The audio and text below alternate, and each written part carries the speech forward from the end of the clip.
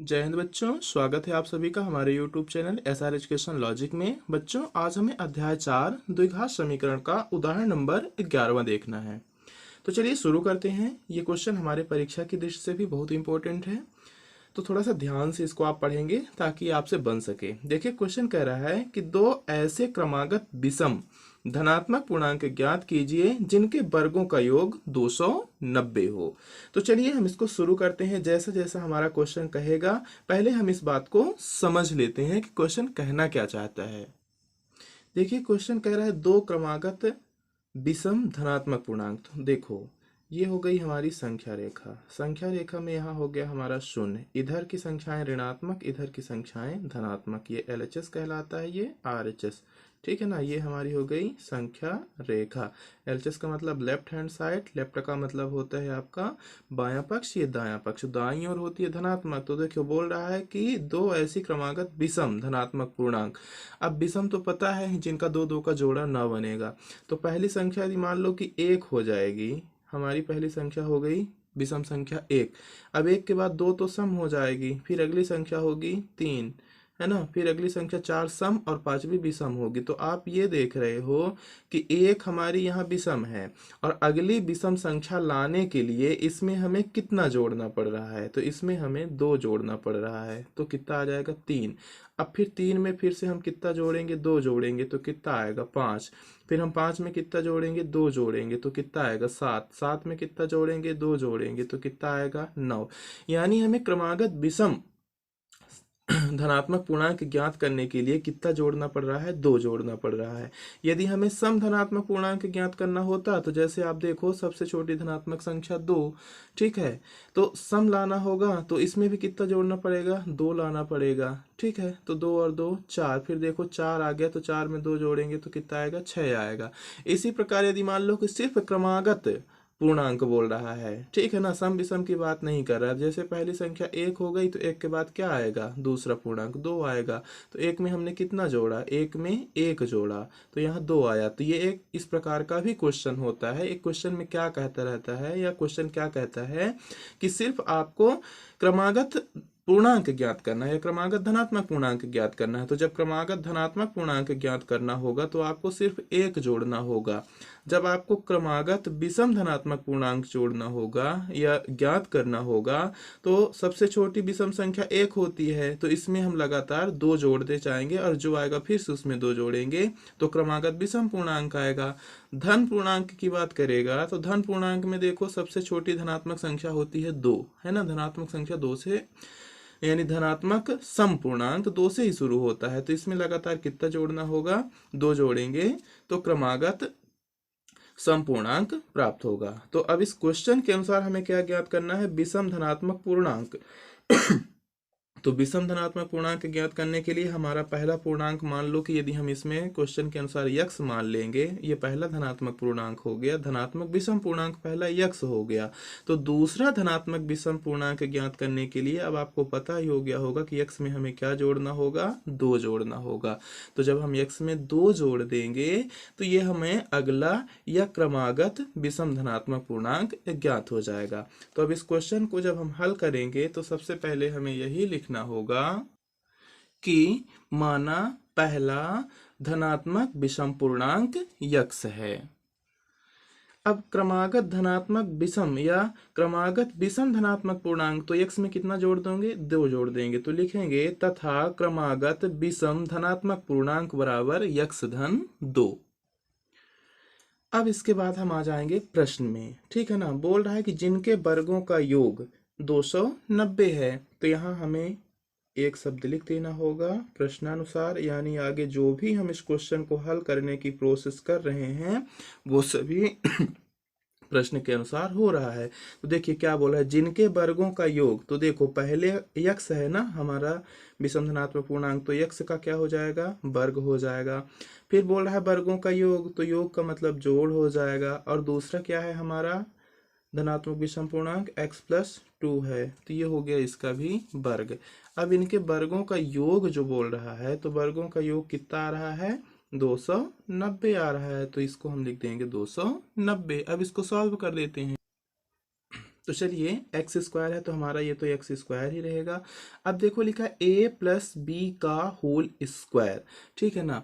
तो आपको पता होगा कि ए प्लस बी का होल स्क्वायर बराबर क्या होता है। ए प्लस बी का होल स्क्वायर बराबर, यहाँ पास हम इसको थोड़ा सा रफ में करके देख लेते हैं ताकि आपको बेहतर समझ में आए। देखो क्या है, एक्स प्लस टू का होल स्क्वायर बराबर, एक सर्वसमीका हमारी होती है, सर्वसमीका हमारी होती है एक्स प्लस वाई का होल स्क्वायर बराबर X square plus two X Y plus Y square. ये हो गई हमारी सर्वसमीका, ठीक है ना।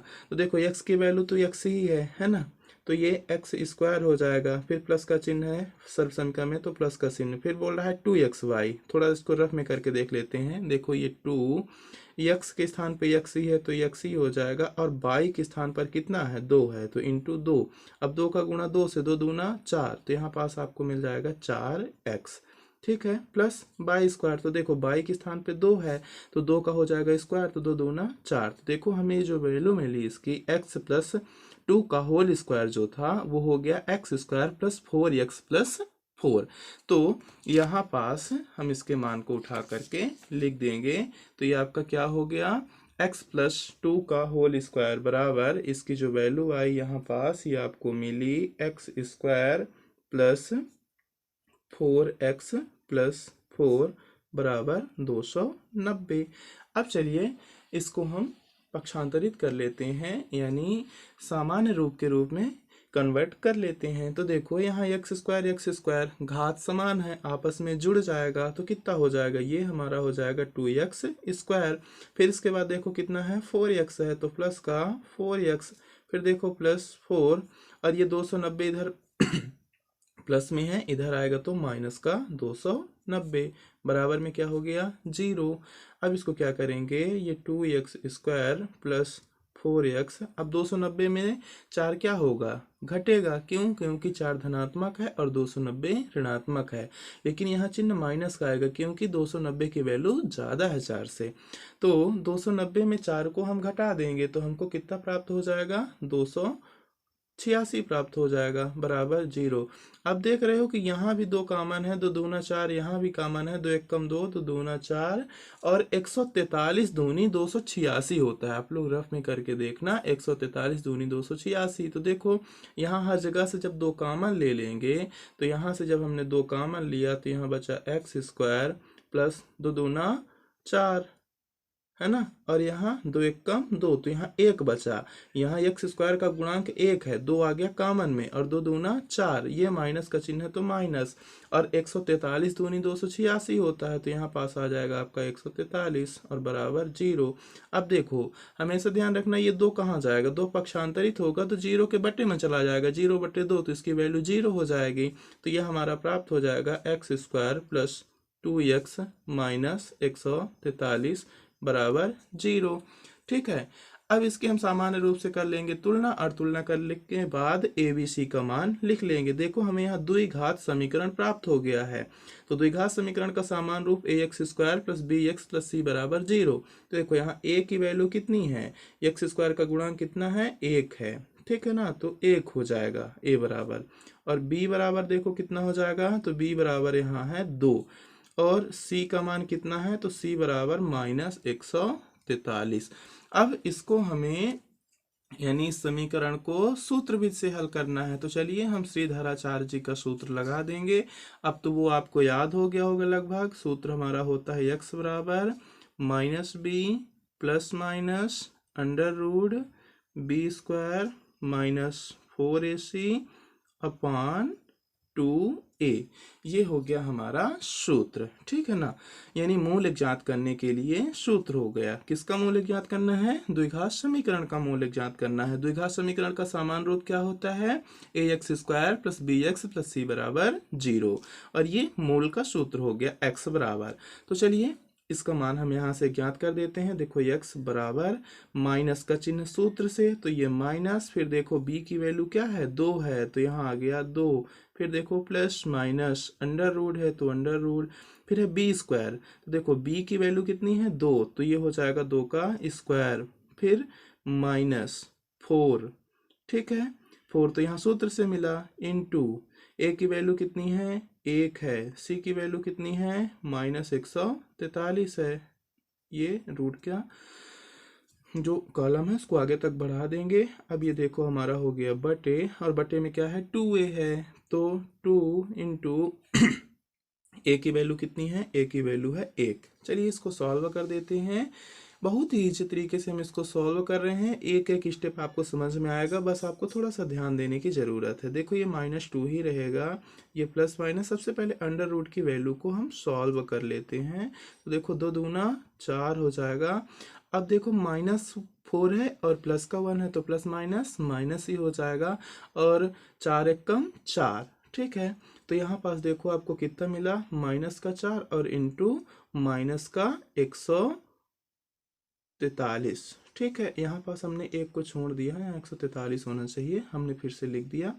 अब देखो ये दोनों पहले किसमें हैं, गुणे में हैं, तो गुणा करने के बाद ही हम इसमें जोड़े घटाएंगे। आपको भिन्न का रूल पता होगा, का करके पुन भाग कर फिर गुण ले सुजान, ता पीछे धन ऋण करो भिन्न रीतिया जान। तो हम उसी के बाय रूल्स करेंगे। अब देखो 2 एक कम 2, यहाँ पास हमारा आ गया 2।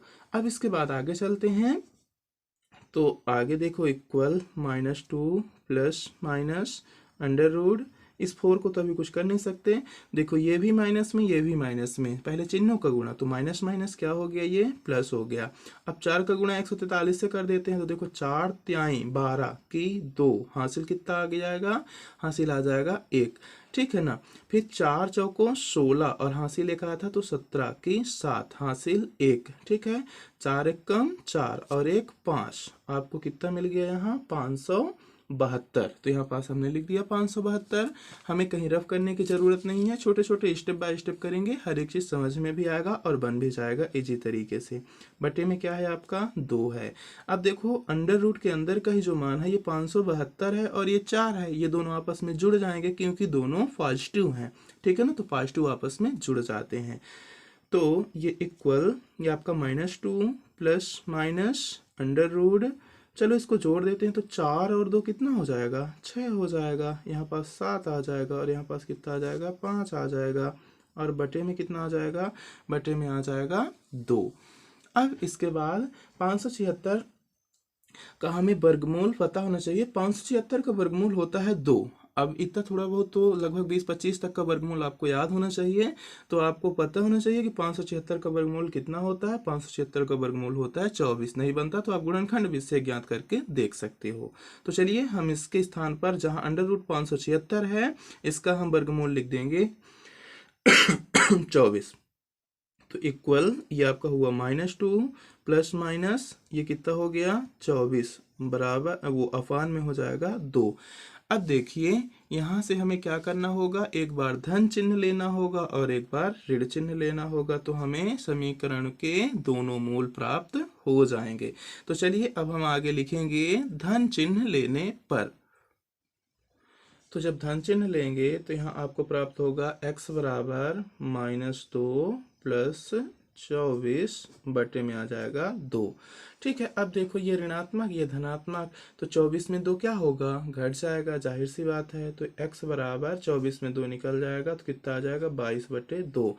अब 2 से और इसको हम भाग देंगे 22/2 से, तो यानी हम 2 भागों में बांट रहे हैं, तो 11 दूनी 22। तो x बराबर हमें यहाँ कितना प्राप्त हो जाएगा 11। देखो हमें यहाँ एक तो x का मान प्राप्त हो जाएगा, यह प्राप्त हो चुका है। अब लिखेंगे ऋण चिन्ह लेने पर। तो यहाँ हो जाएगा, देखो ये -2 है, यहाँ प्लस माइनस था ना, तो जैसे अभी प्लस लिए थे यहाँ, तो यहाँ क्या लेना होगा आपको माइनस चिन्ह, और ये -24 और बटे में आ गया आपका 2। अब देखो ये ऋणात्मक है, आपस में दोनों जुड़ जाएंगे क्योंकि इक्वल यानी कि चिन्ह है हमारे, तो ये -24 और 2 कितना हो जाएगा 26/2। अब आपको पता है 13 दूना 26। ठीक है, तो x बराबर यहाँ पास आपको कितना मिल जाएगा -13। अब देखो हमें यहाँ x का मान प्राप्त हुआ है ऋणात्मक। तो इन समीकरणों में क्या किया जाता है, जो ऋणात्मक मान होता है उसको छोड़ दिया जाता है, ठीक है ना। तो आप यहाँ एक लाइन लिख दोगे, ऋणात्मक मान छोड़ने पर या उपेक्षणीय करने पर आपको सिर्फ धनात्मक मान इसमें लेना है, एक ही मान लेना होता है। तो यहाँ x बराबर हम क्या मानेंगे, 11 मानेंगे। तो जब हम x की वैल्यू 11 लेंगे तो हमारा पहला धनात्मक पूर्णांक क्या हो जाएगा, 11, और दूसरा धनात्मक पूर्णांक या क्रमागत धनात्मक विषम पूर्णांक 11 + 2। तो 11 2 कितना हो जाएगा, 13 हो जाएगा। तो यहाँ हम वही चीज लिख देते हैं, ऋणात्मक मान को छोड़ने पर। तो ऋणात्मक मान को हमने छोड़ दिया, जिसके कारण धनात्मक पूर्णांक हमारा x बराबर क्या हो गया, 13, व क्रमागत धनात्मक विषम पूर्णांक, सॉरी यहाँ 13 नहीं लेना है, 11 लेना है। तो ये 11 हो जाएगा। व क्रमागत, अब आगे लिख देंगे, व क्रमागत धनात्मक विषम पूर्णांक x + 2 बराबर 11 + 2 बराबर 13। इस प्रकार से हमारा ये क्वेश्चन सॉल्व हो जाता है। धन्यवाद बच्चों।